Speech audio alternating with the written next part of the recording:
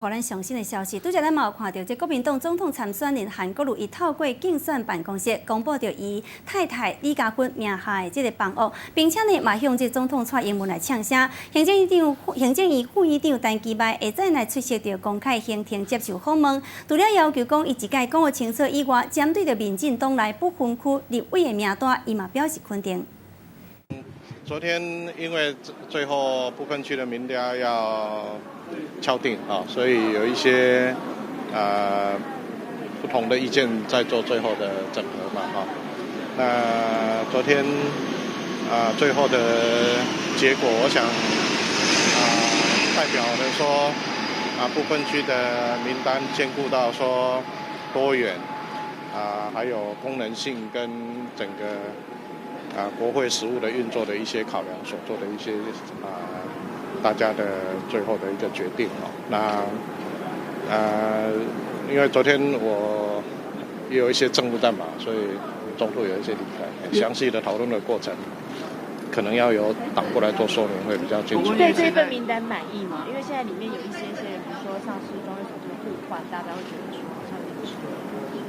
我想政党在处理它的事务啊，那尤其在不管是不分区的功能性，或者是在整个多元的代表性啊，那当然党部也会兼顾到整个地方选举的一些综合考量，这个部分我们尊重中央党部的一些安排。 国副院长常说，总统昨天有特别协调各派系，所以他气氛还算是平和。因为中途我有离开会场了哈，那讨论的过程应该是大家怎么样就在兼顾到说有不同的一些考量所做的一个结果嘛。院长传出说苏系的人嘛有些不开心，因为好像就最后干脆因为他们的人没有在里面。 所以干脆就放弃这个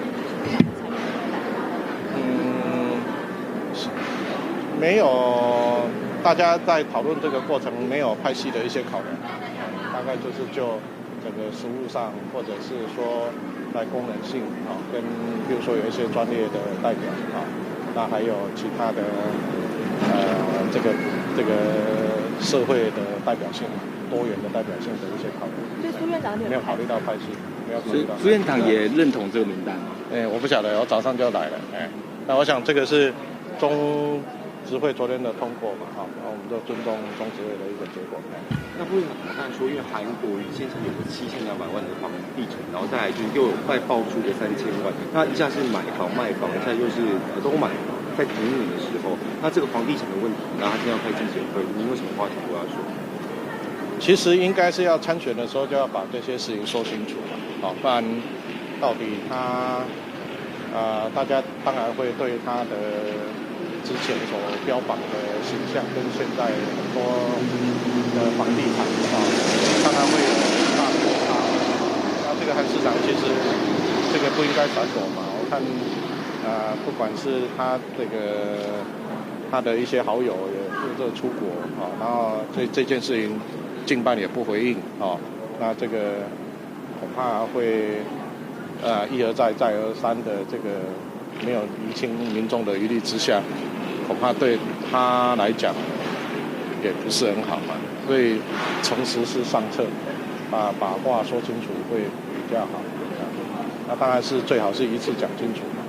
那蔡总统过去在选举的时候，这些事情也接受过检验了，方式就是一次就把所有的事情都讲清楚。不过他的副手张善政院长他说不要把庶民讲到穷到都没有房子，他们是不是跟他选举的形象有点差？没有，我想这个张善政张先生的标准跟一般的庶民的标准就不同。他假如把能够买7200万的这个当做庶民那这个在台北大概也是1/1000的标准，1/1000的人才买得起的房子嘛。他的标准跟大家不一样。好，谢谢。好，谢谢。